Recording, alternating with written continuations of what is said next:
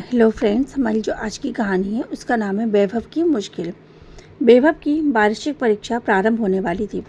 वैसे वैभव पढ़ाई में बहुत अच्छा था, हर विषय में उसकी अच्छी पकड़ थी और उसके अंक भी बहुत अच्छे आते थे। पर गणित से उसे बहुत डर लगता था।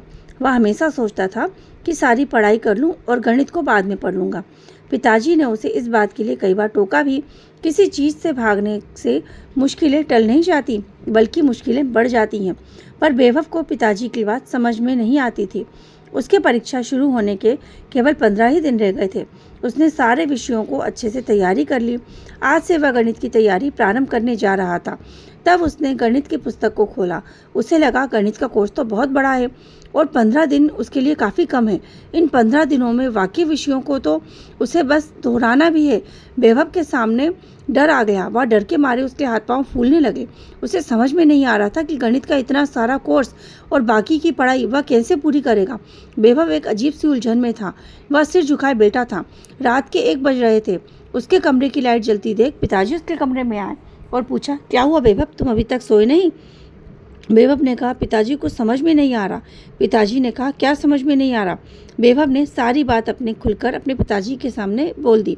पिताजी भी चिंतित हो गए और उन्होंने कहा, मैं कब से कह रहा हूँ पढ़ाई प्रारंभ कर दो, समझ में नहीं आ रहा। उसने कहा, मैंने सोचा था कि गणित सबसे अंत में कर लूँगा तो याद रहेगा, और सबसे पहला प्रश्न पत्र भी तो उसी का था। इस पर मैं कोई तैयारी नहीं है।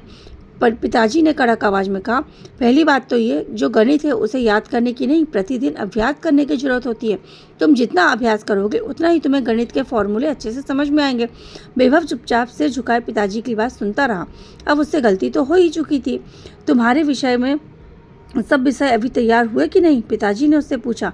मैंने सारे विषय की तैयारी कर ली है, बस गणित ही छोड़ दिया था और ये सोचा था मैं उसे बाद में करूँगा। पिताजी अब चिंता में पड़ गए। पिताजी को अच्छी तरह से पता था कि वैभव गणित में बहुत कमज़ोर है। उसने इस विषय को सबसे आखिरी के लिए छोड़ रखा था। पिताजी ने कहा, यह तो तुमने सबसे बड़ी गलती की है। जिस विषय में तुम सबसे अधिक कमज़ोर हो, तुमने उसे ही अंत के लिए छोड़ दिया।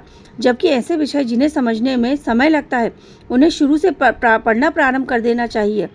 ऐसा तो यह तुमने बहुत बड़ी गलती कीजिए कि ये। वैभव ने कहा, पिताजी अब मुझसे गलती हो गई, मुझे समझ में नहीं आ रहा, अब मैं क्या करूं?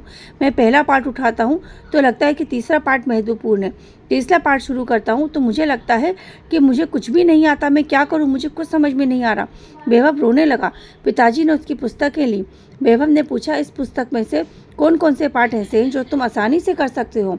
पिताजी ने कहा, इस समय तो पिताजी से उसने कहा, मुझे तो इस समय कुछ समझ में नहीं आ रहा। घबराहट से वैभव के हाथ पांव ठंडे हो गए। पिताजी ने उसके हाथों को अपने हाथों में लेकर कहा, घबराने की कोई ज़रूरत नहीं, अब जो हो गया सो हो गया, अब आगे की चिंता सोचो। जब पानी गंदा हो तो उसे हिलाते नहीं, बल्कि वैसे ही शांत और स्थिर होने के लिए छोड़ देते हैं, जिससे गंदगी अपने आप नीचे बैठ जाती है। इसी प्रकार परेशानी में जब बेचैन होने के बजाय शांत होकर सोचने और विचार करने की आवश्यकता होती है, क्योंकि कोई भी समस्या का समाधान बड़ा नहीं होता और ऐसा नहीं होता कि जिसका हल ना निकाला जा सके। तुम्हारी समस्या इतनी बड़ी नहीं कि हल ना निकले, तुम्हारी समस्या का हल भी अवश्य मिलेगा। मैं आपका मतलब नहीं समझा, वैभव ने कहा। तुम्हारे पास समय की कमी है। ऐसा है, पिछले वर्ष के प्रश्न पत्र को निकाल कर देखो। तुम्हारे शिक्षक ने कौन कौन से पाठ को महत्वपूर्ण बताया है, इस पर ध्यान दो। तुम्हारा समय भी बचेगा और तुम्हारी तैयारी भी ठीक से हो जाएगी। वैभव को पिताजी की कुछ बातें तो कुछ हद तक समझ में आई। पिताजी, आप ठीक तो कह रहे हो, इस बार जो गलती हो गई है ना, भविष्य में मैं इस बात का हमेशा ध्यान रखूंगा। सभी विषय एक साथ पढ़े जाने चाहिए, जिससे कि हमें अंत में परेशानियों का सामना ना करना पड़े।